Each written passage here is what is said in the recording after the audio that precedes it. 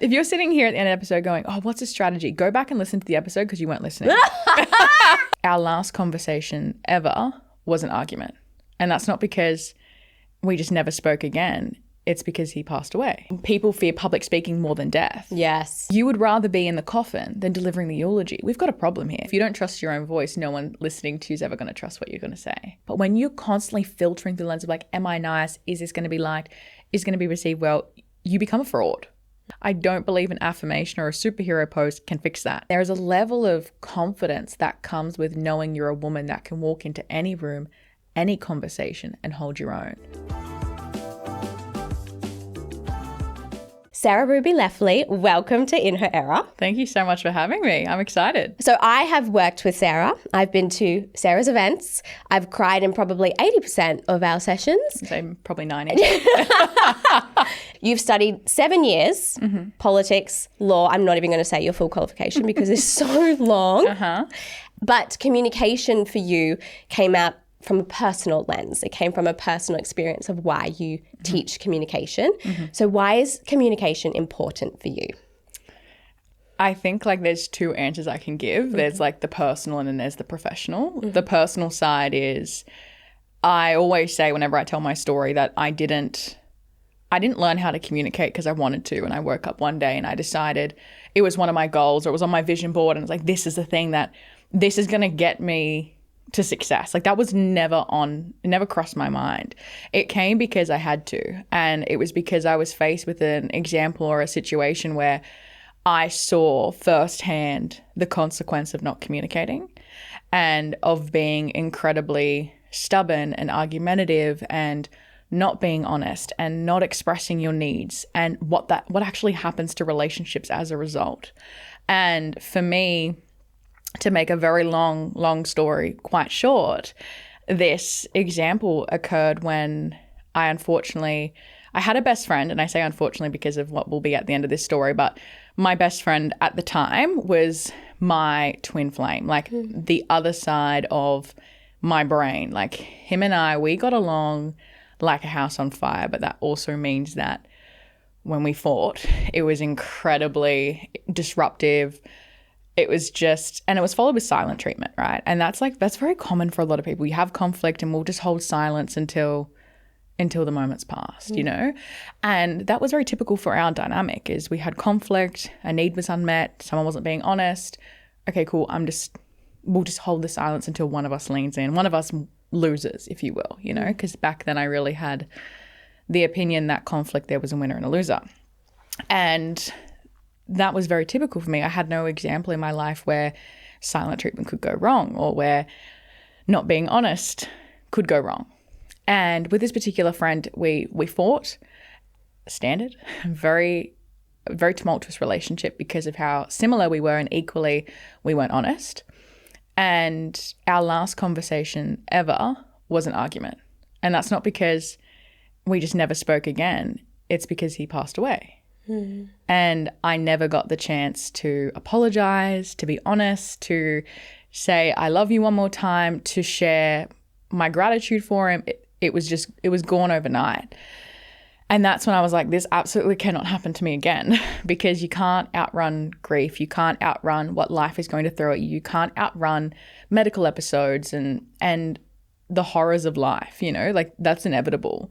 But what you can control in environments where a lot is not in control is how you communicate and how you conduct yourself in those situations. So for me, I kind of vowed and made a promise to myself that would be the last relationship where I would let that happen. And that, like, from that day, and I was 19 at the time, you know, so that's like a pretty young, right? Yeah. Very young to learn such a heavy lesson. Yeah.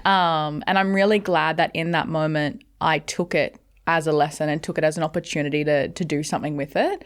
And that's exactly what I did. So from that point onwards, it was like, how can I possibly be more honest with my friends? How can I learn conflict resolution? Like, how can I not fear this thing that is inevitable? Conflict happens every single day, right?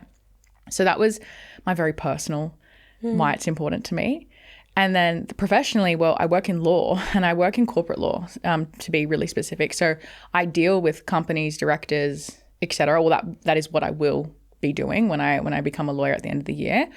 So communication is non-negotiable. I can't soften, ramble, get something wrong. Like getting something wrong is inevitable, but equally, like I've seen in law, particularly the consequence of communication when it goes wrong and not being clear or concise or composed. So that's my professional, I suppose, like buy-in is if I want to be the best lawyer or advocate that I can be, if I want to be the best coach, if I want to be the best speaker, this is the foundation. Like it actually starts with my voice. So that's my very like, I suppose like my professional perspective. Your story, and I'm so sorry that happened to you so young, was that then the trigger that made you be like, I want to teach this? Because obviously you have that background in law and studying law. And so there's that corporate side, that articulation side, that concise side, but then there's that personal element that you brought into it. So what made you then be like, I feel like women or men need to be able to communicate better? When I started teaching communication, I had no idea it had such personal relevance for me. Like this story, it was only probably last year that I was like, oh, that's actually my emotional attachment to this work. It's your why. Yeah, it's my why. You know, before that, it was, it made sense on paper, you know, female in law.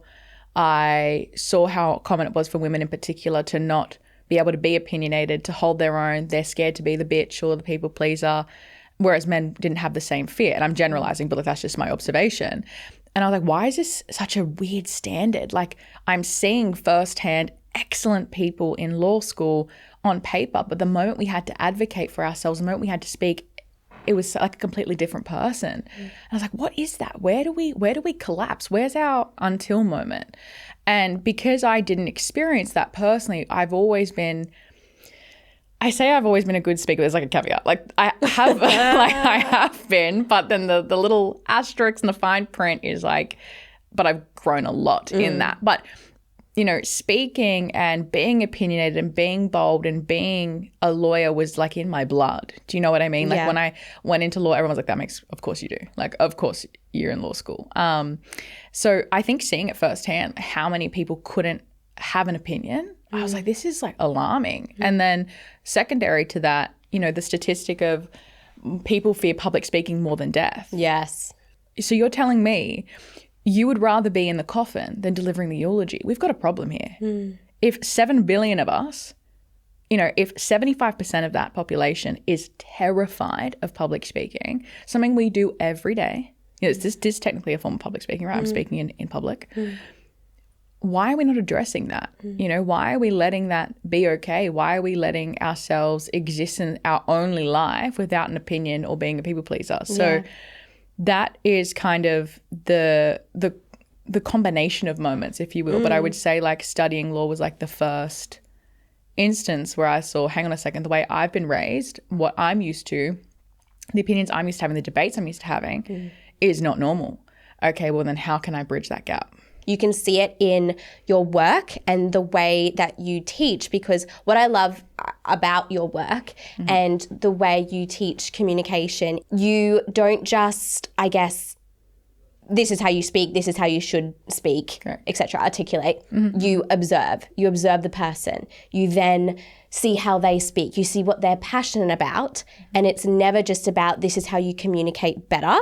This is how you craft your voice.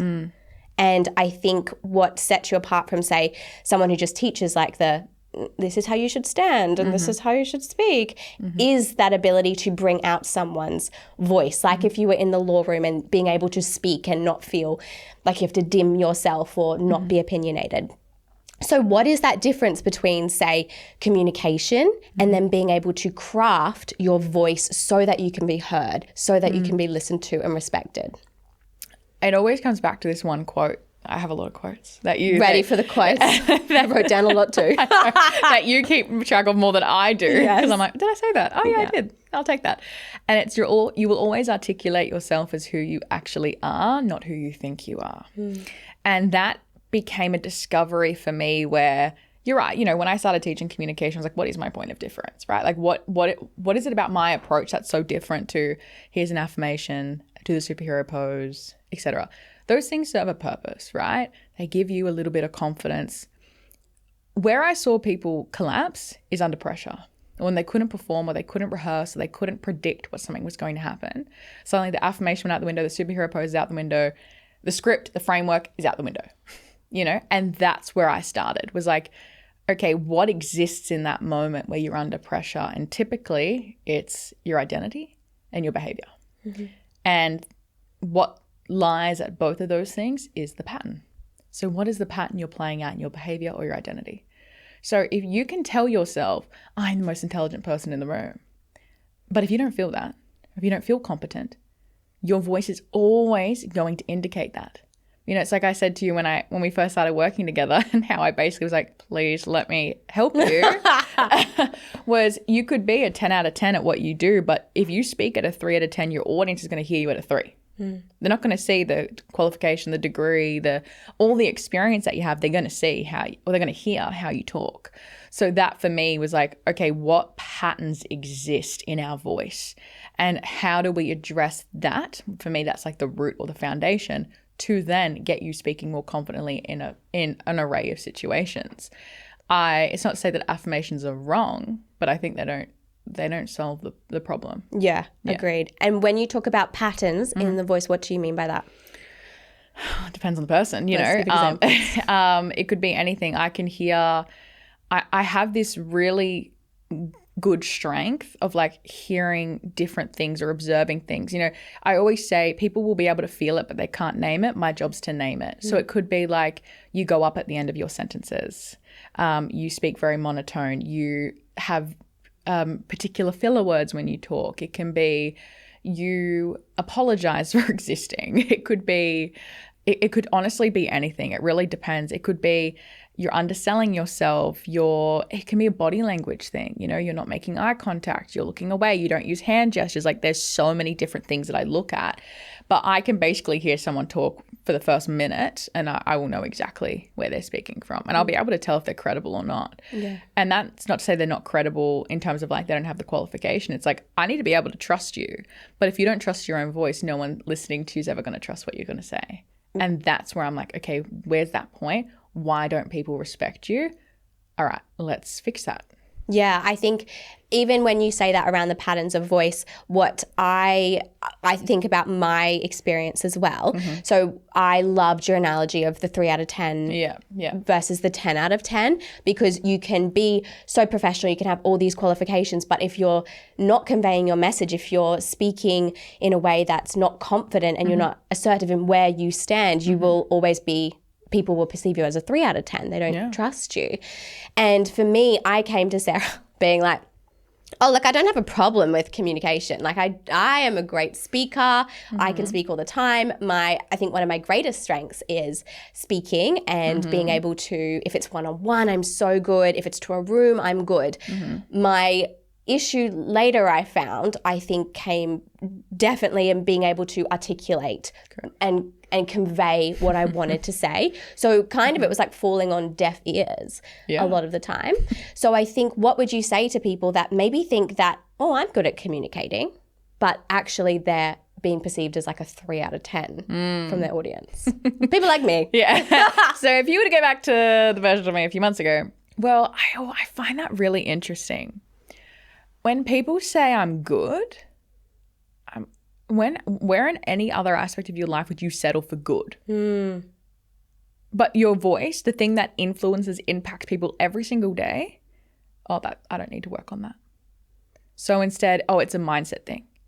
Or instead it's a business strategy thing. Or it's like, I work with the human and that is going to influence both you personally and professionally. That's how I look at it. So what I would say to that person is, I'm good at communicating, but it's fallen deaf ears. Then no, you're not.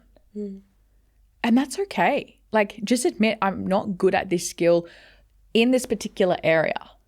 I'm not good at conveying my expertise because there is a pattern that's controlling it. For you, one of yours was perfectionism. Now, that's not a shock. I mean, anyone that's listening to this is going to be like, I could have told you that. But people wouldn't know how that was controlling from your thought process, your filtration, right?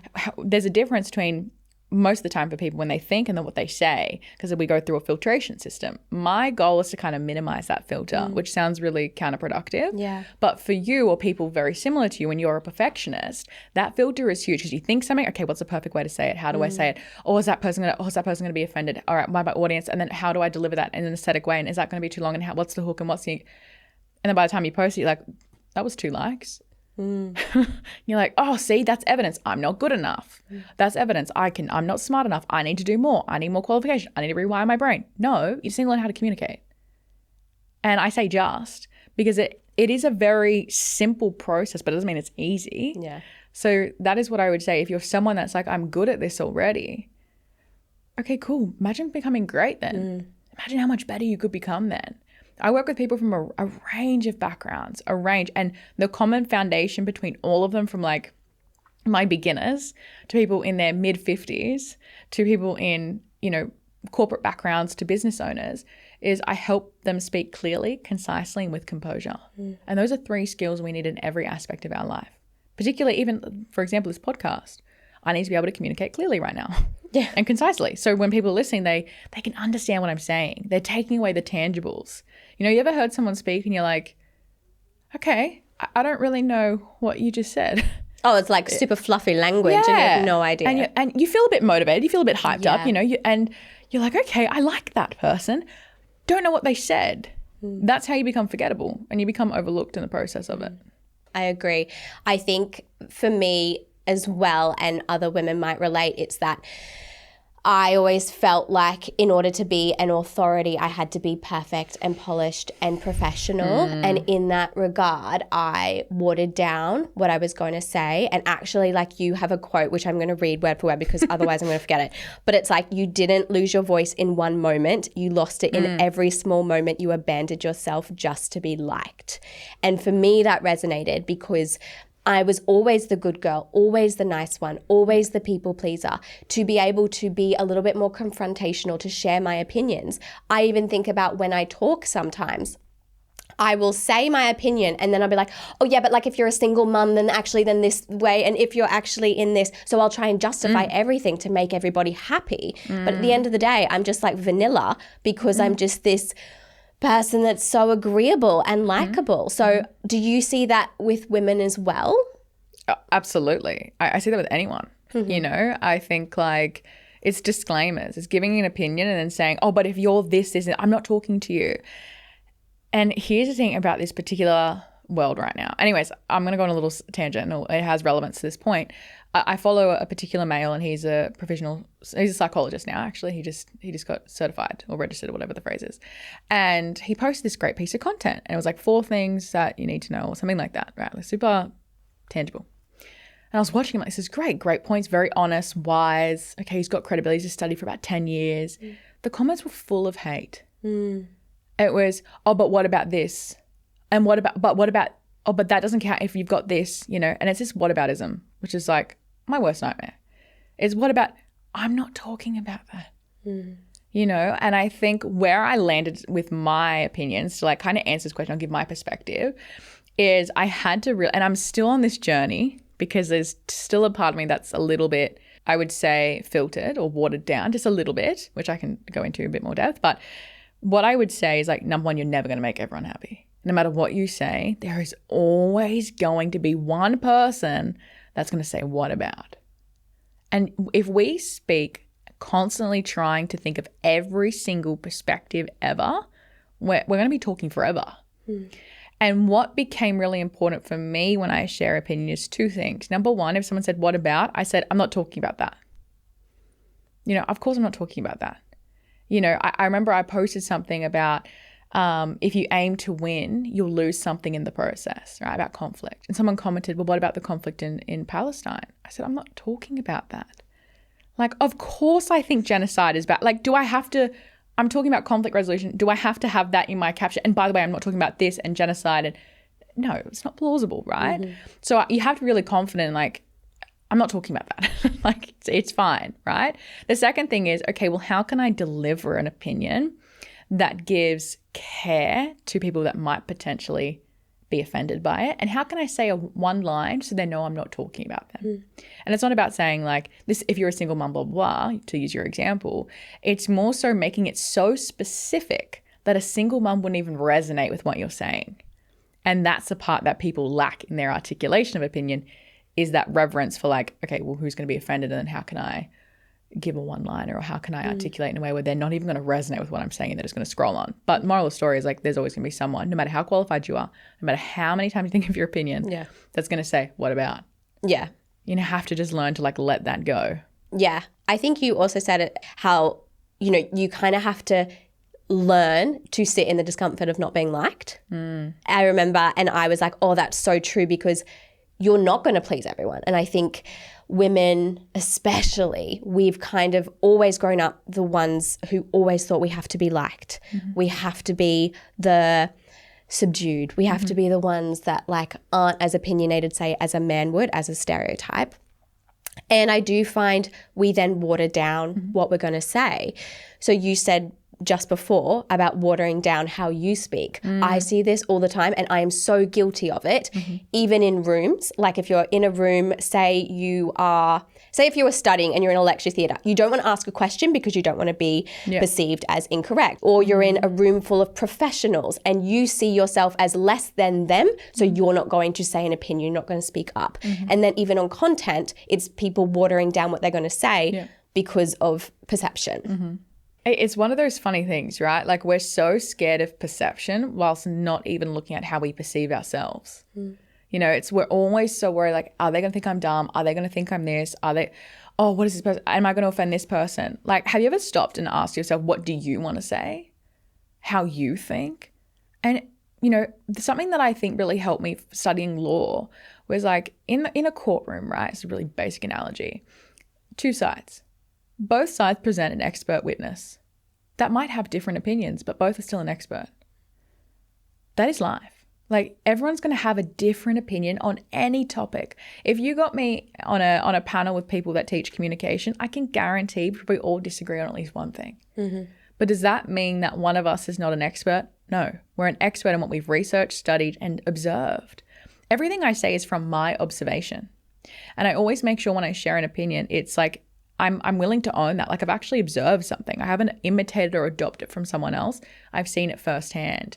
But I think to kind of take your point and really contemplate it, the longer that you're like, am I going to be liked by this? Don't aim for that. You know what my goal is? Be honest, not nice. And as a result, you're going to be nice because you're honest with people. But when you're constantly filtering through the lens of like, am I nice? Is this going to be liked? Is it going to be received well? You become a fraud.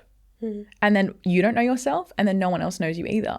And then by the time you get, into your 30s, 40s, 50s, you have like decades that you have to rewire if you choose to do that.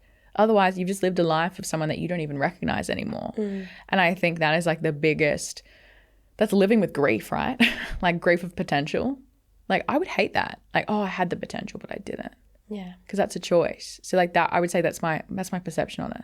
How would you then, if a woman came to you and they felt like they were watering down their opinions in rooms where they wanted to be seen as an expert or the go-to or online, what would be the advice you could give them? The common theme there is managing perception. And typically speaking, what always happens is people enter a room and they create a hierarchy.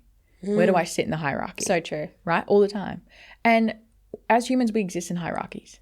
So like to a degree, it's normal, right? Where it becomes an issue is you create a hierarchy based on intellect and where you sit.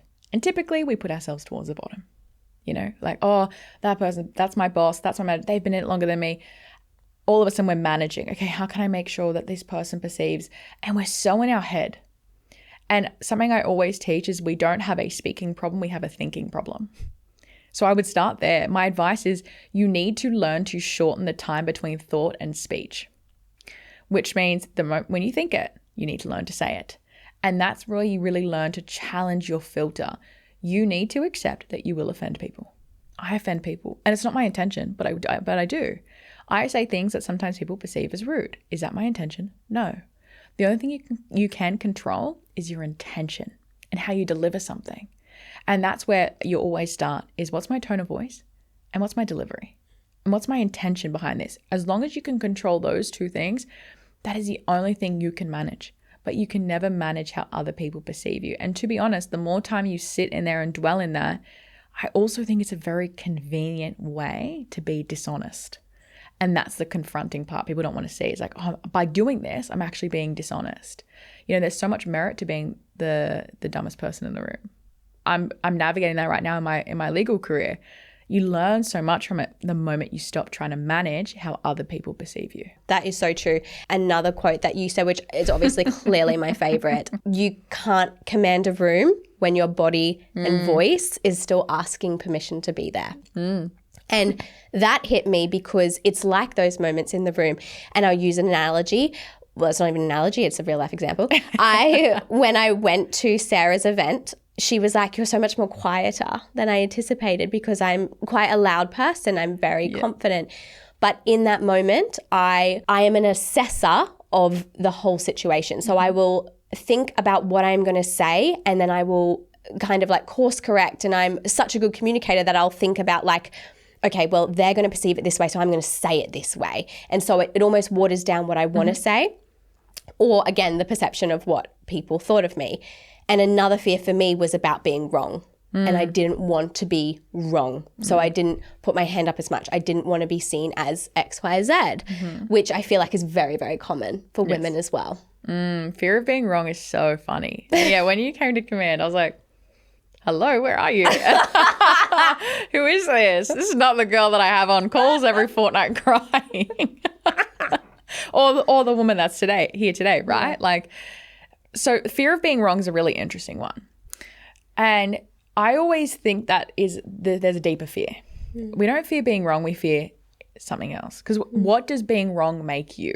Yeah. You know, it's always like, oh, it makes me feel inadequate, it makes me feel dumb. If your worthiness is wrapped in your intelligence, then you're like, well, what value do I bring to a room if it's not intellect? You know, so there's all these different factors that come into it. So the fear of being wrong, you are going to be wrong. I still get it wrong all the time. But the moment that you begin, which you've already identified, to go, okay, it's going to be perceived like this, then you become a chameleon and you become a different version of you in every single room. And that becomes exhausting, you know, because you enter every single room trying to adapt and mold and shape to how the room needs you to be. Oh, that's so true. Yeah. And then it's like, once again, it's taking sovereignty and power away. It's going, I'm going to put my power in the room and not myself. And then what happens is you build resentment towards yourself, not everyone else, you know? So is it common? Absolutely. Should it be? No, because there's so much merit in being wrong. So much. You learn more from being wrong than being right. You know, just like you learn more from your failures and your success. Yeah. And I think for me, that was a hard one to deal with. Like, for example, anyone will ask me, are you good at feedback? And I'll be like, totally am. I'm so good at feedback. And then when I get feedback, turns out I'm actually not good at feedback.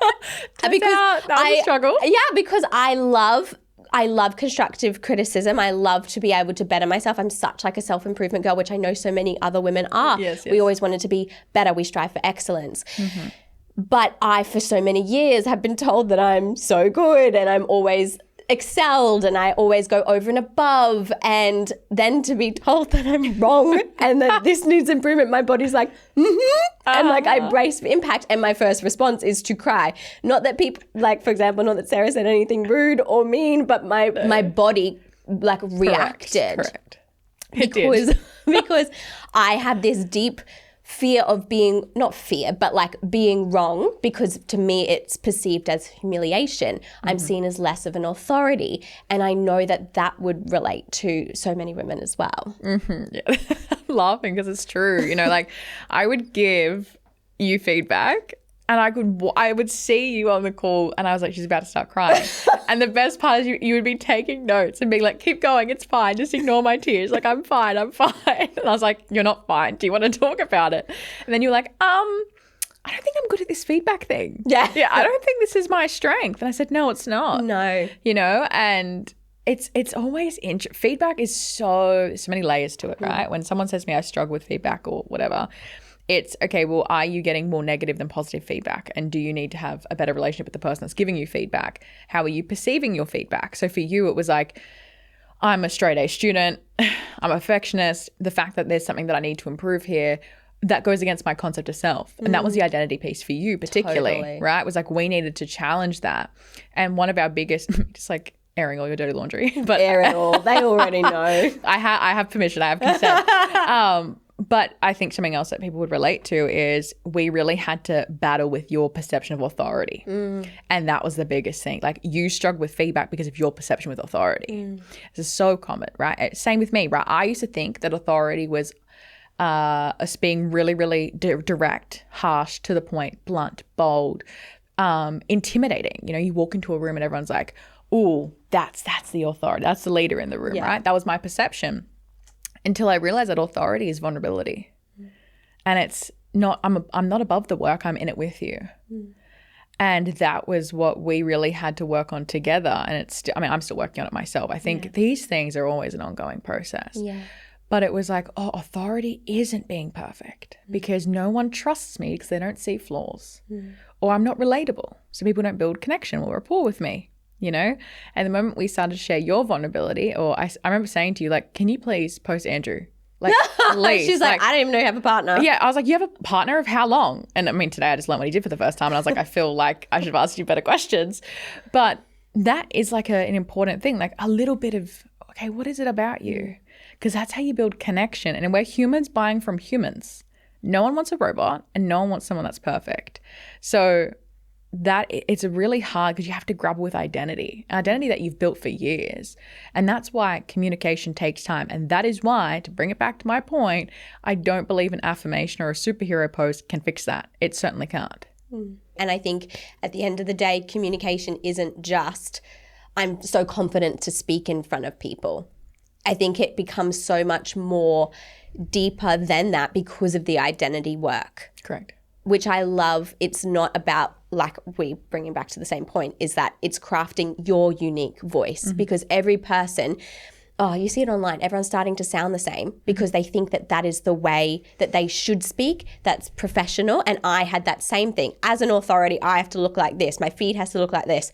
I need to be perceived this way. So I wasn't showing anything personal that allowed people to get to know me as a person. And I do feel like people start to fall into the trap as everyone starts to sound and communicate the same way, or they're diluting themselves, their unique version of themselves, so that they can be as what they deemed as successful, as professional. It's we're going the wrong way, right? It's like, what's my perception of success? And then how do I become that? Not who am I, and then how does that mold into success? We're getting it wrong, you know? And that's the biggest thing is like, oh, in order to be taken seriously, I need to look a particular way. No, if you want to be taken seriously, the number one and basically only thing is you need to be able to speak authentically. That's literally the only, like, because people feel it, they hear it. If you were to look back at my old videos of how I used to talk, which I was talking about this morning, you can tell immediately that woman doesn't know who she is, that girl, right? You can tell immediately. You can talk to someone and you can tell immediately whether or not they're trustworthy. That is not because they have a perfectly curated feed or a perfect photo shoot or whatever it is. It's because they know who they are. And there is a level of confidence that comes with knowing you're a woman that can walk into any room, any conversation and hold your own. And that's why we're chasing confidence. No, chase competence. Chase repetition of a skill. Chase being the worst in the room. Like you're not going to die. You will be okay. It may feel like it. Your body may feel like it. But at the end of the day, like if you really want to be an authority and you really want people to take you seriously, two things. One, you need to walk into a room like you've been there before. Love that. Right? Like for example, I've never been here before in my life. But if I walked in here, my shoulders hunched. Hey everyone. Oh, sorry for being an inconvenience. Oh, and then, I would have brushed it off. Oh, I've never been here before. That's why I was like that. No, I was like that because I don't have any confidence in myself. I don't know how to talk to strangers, et cetera, et cetera. Instead, no, I walk in like I've been here before. That's one of my favorite takeaways from Jefferson Fisher in particular. I love that one. And it's something I do all the time. So your body language is always going to give that indication, right? So that's the first thing that you want to work on. The second thing that you want to work on is learning how to just pause. Pause before you speak. Pause, because a lot of the time when we're trying to chase a curation, we have a rehearsed script. We have rehearsed responses. We have we always say the same thing. Pause. And before, ask yourself internally, am I going to say the most honest thing right now? How can I be a little bit more honest? What's my honest, is my honest answer saying, I don't know? People trust that. They trust the honesty. So that would be like my 2 key points. If you want to be an authority, work on those 2 things. Is that also like tips to help people be more authentic? Because you said to be more authentic online. Really, that's the differentiator. That's how you'll show up. Is that also how you could be more authentic? Because that word gets thrown around so often. Yeah, it's not my favorite word. It's not my favorite. When I said it, I was like, oh, why'd you say that one? Authenticity is a really interesting conversation, right? Because I think a lot of people, one of the first questions you're asked in personal development, and the one that stumps people the most, is who are you? Even if you've done personal development for years, you ask who are you, what do you lead with? Oh, I'm a mum, or I work in finance, or I do et cetera, et cetera. No. I asked who you are, not what you do. Yeah, most people will say what they do. Correct.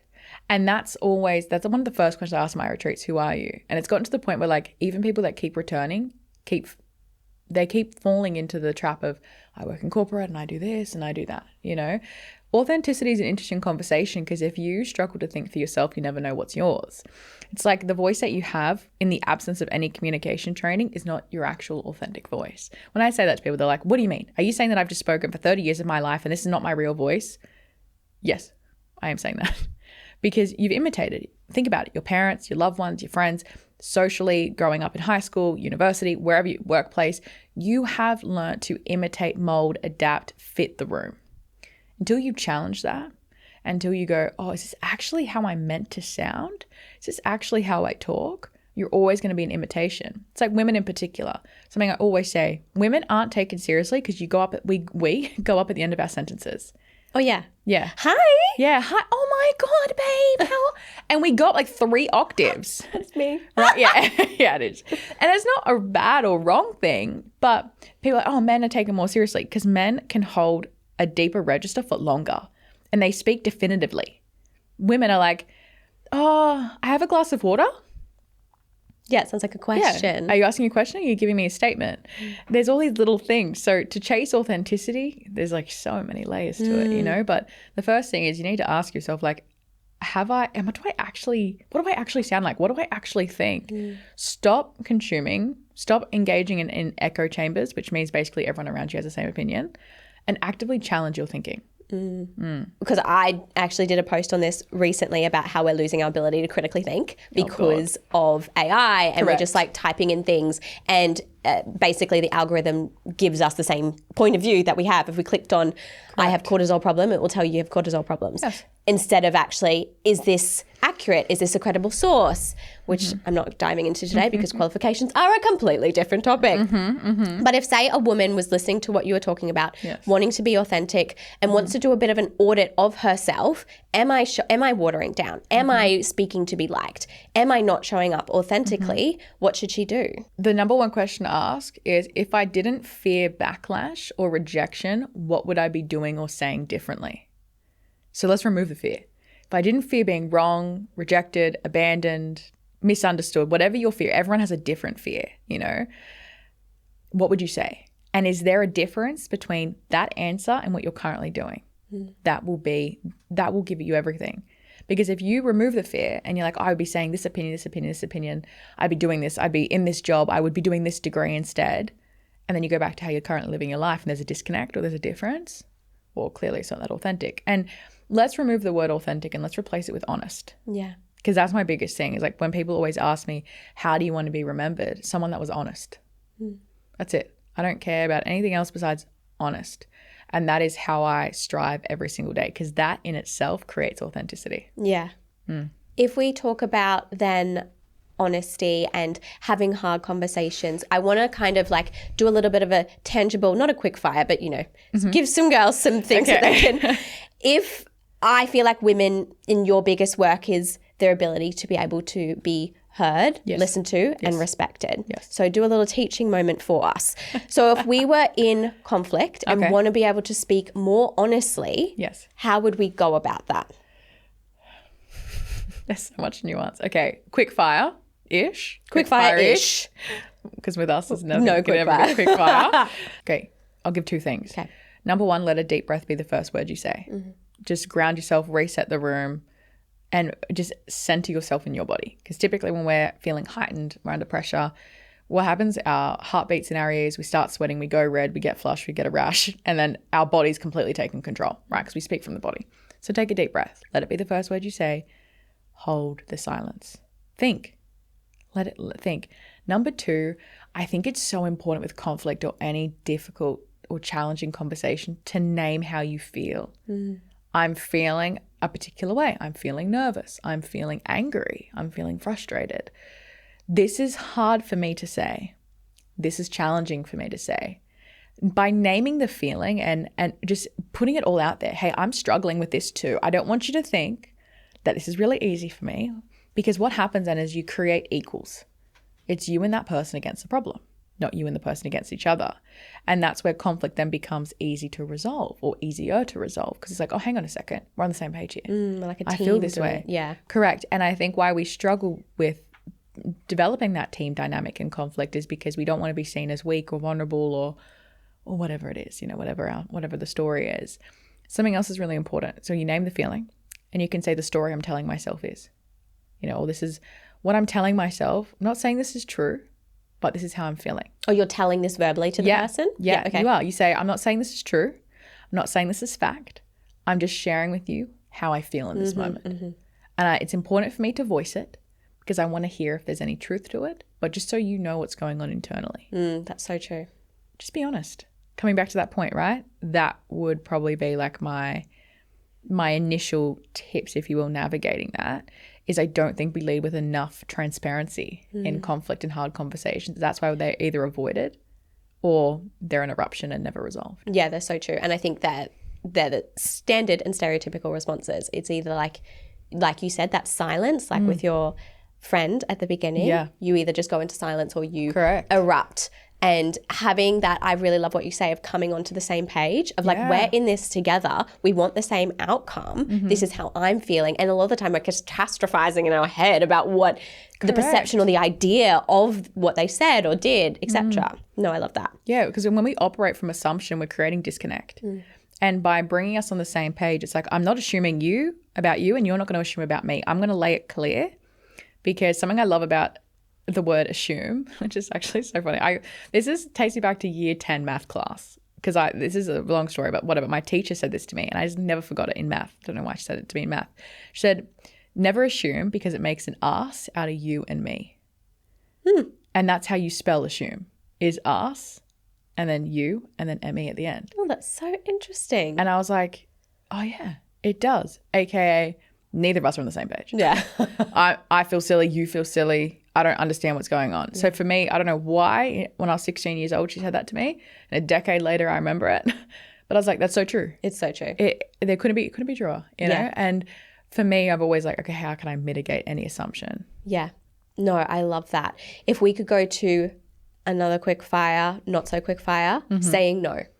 I think a lot of women, not only just like saying no to do something in terms of boundaries, but for example, if you were given an offer, or, you bought a house, or you weren't with a certain person, or working with someone, instead of just saying no as a sentence and letting it be a complete we come up with this whole justification around why this timing isn't right and why we come up with this whole thing. And we cannot just say no. I am so guilty of this.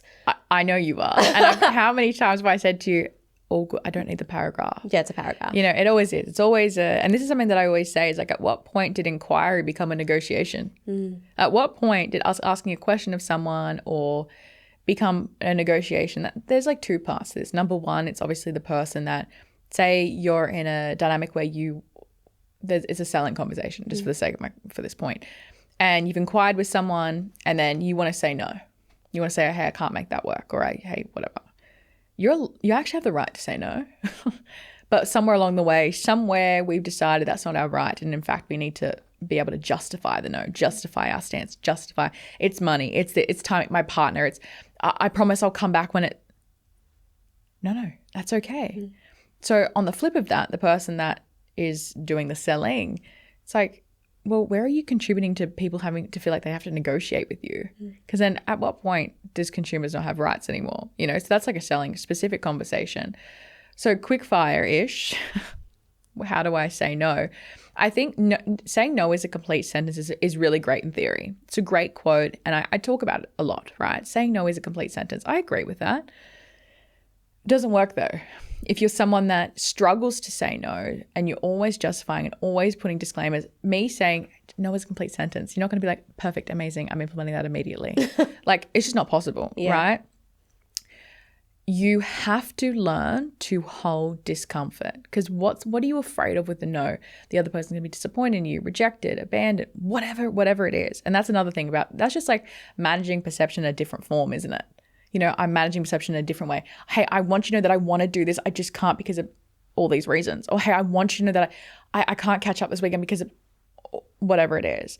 You know, and this is where you have to learn that your no, sure, you can add a reason as to why, but you can still be kind in your no. And that's the thing that I think people struggle to grasp is like, if I say no, I'm being rude. No, your delivery will shape everything. If I sat here and I said no,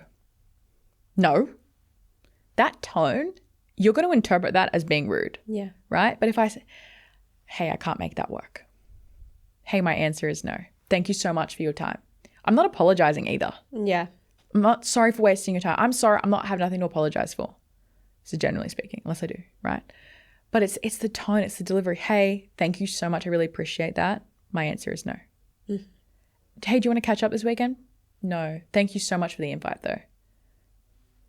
You know, that delivery isn't rude. Yeah. It's all comes down to how we say something. As you're saying that, I was like, I still couldn't do that. Yeah, right? And that's the part where it's like, okay, well, at what point you just have to hold the discomfort then? Yeah. Like there's no magic trick or script or framework. It's like just learning how to hold that people might perceive you a particular way. But at least you can walk away from the conversation going, I respected that person more because I was honest. Yeah. Not because I justified, not because I put disclaimers. No, I was honest. And that's what people deserve we deserve that from one another. We deserve honesty. If you truly care about someone, you'll be honest. But we always overlook that. Listening to all that, it's so much. And so many women I'm sure will be leaving going, okay, how can I implement? What can I do? What strategies can I implement? Because there's so many nuance to, I guess, every person. There's that identity piece versus also how they're speaking and their body language, etc. So if a woman was listening and they were like, I would like to speak better. I would like to be seen as more of an authority. I want to command rooms and command attention more. What would be some strategies you could leave the women with? Strategies. Well, I would say if you're sitting here at the end of the episode and you're going, it's probably not going to be an answer that you were expecting. If you're sitting here at the end of the episode going, oh, what's a strategy? Go back and listen to the episode because you weren't listening. If I was to be so honest. No, but it's so true. It's so true. There's so many. I've given you about a gazillion. You know, I've given you 10. Let's say 10, right? So honestly, if you got to the end of this and you're thinking, oh, well, what do I start? Go back and listen and take notes. We really struggle to be a student sometimes. We really struggle to take notes. So that's my honest answer. But if I could, for the sake of the episode and for everyone listening, condense it and say, okay, you've given me 10 tips. What's the number one? What's my most important one? I want you to ask everyone close to you and say, if you could describe my tone in 3 words, what would you say? Oh, good one. Get some data, because in personal and professional development, self-awareness, everyone says like, oh, you know, that you don't need, that's everyone, we're already aware. We're aware of our patterns. We're aware. Speaking, we're not. Yeah, I agree. Speaking, we're actually not, because even the way we sound, think about it from a anatomical lens, like we're speaking, it's vibrations, we're hearing it through our ear. So the way I hear my own voice is very different to how you hear it, because I'm the one speaking it, versus then I'm going to hear this recording back and go, do I sound like that? Or, you know, you watch a video of yourself like, is that what I sound like? Yeah, like a high-pitched Minnie Mouse. That's me. Yeah. Except today, very nasally, but normally I'm Minnie Mouse. You're like, is that what I sound like? Well, in that particular medium, you do sound like that because of production, et cetera, et cetera. And whereas like, I've always worked with people that are like, oh, I don't feel like well, even your feedback example, I feel like I handle feedback well. Well, my feedback to you is you don't. Awful. You know, and that's good, right? Because then you're like, oh, I thought I didn't have awareness that I struggled with this particular area. Now that I've got awareness, I can work on it. So I always say, ask your partner, ask your parents, how do I come across? For me, it was like, you're rude, stubborn, argumentative. And I was like, okay. In my head, I was sounding really generous and I was being really nice. I thought it was really nice. Like, I don't think that was harsh. You're harsh. I'm what? And then for me, it was like, oh boy, the way I am sounding is not how I want to come across. So I would start there. And then I can't not say body language. Like, do you know what I mean? Yeah. 55% of our communication is body language. Become really aware of your posture. Become aware of how you are on the train. Even walking through the grocery store. Something about me is like, I'm always walking head up, you know, walking around, making sure my chin is up, you know, making sure the distance between my chest and my chin is big, you know, because the closer you are, the more small you become. Become really aware of how you physically enter a room, knowing that it takes someone 3 seconds to form an opinion of you before you even talk. So what is that opinion? What judgment are they forming of you based on how you physically hold yourself? That would be like the two. Let's get some data. Let's get some self-awareness happening and know that like whatever comes up for you in your communication, have a goal. What's the point of this work? Because if you don't have a point, you will always struggle to hold yourself accountable. I also think awareness is huge. I think for me, I like when, being like, I'm a great speaker, and then learning identity pieces and self-perception and what other people perceive is completely different. So I think I completely agree. Yeah. I love that. Sarah, on your desk is her file. You don't know what this is. I know. So in there are 3 questions. Every guest who comes on the show answers one of those questions. So I would love you to grab the file. Okay. Wow, this is new. What this does is it allows us to understand you more. Obviously, we've talked about communication. We've talked about your expertise. Yes. But this gets us to understand the woman behind the brand, behind the expertise, behind the intelligence. Okay. I'm nervous. Oh, which one do I want? Hang on. I got to think. Okay. I will answer the question of what's the belief you hold that people might disagree with you on. I believe that not enough parents consider the impact of their communication enough. And something that I speak about is the number one communication lesson your children will learn is the one you're teaching them right now. And are you proud of it? That I think... It's not that I think people will disagree with me on. I think there'll be tension around it because for us to see how we're influencing younger generations is a huge responsibility. The second piece to that is I believe that a lot of people, if you're in a profession or a role where you're dealing with people a lot and you're speaking and communicating and you don't work on your communication, I think it's a form of negligence.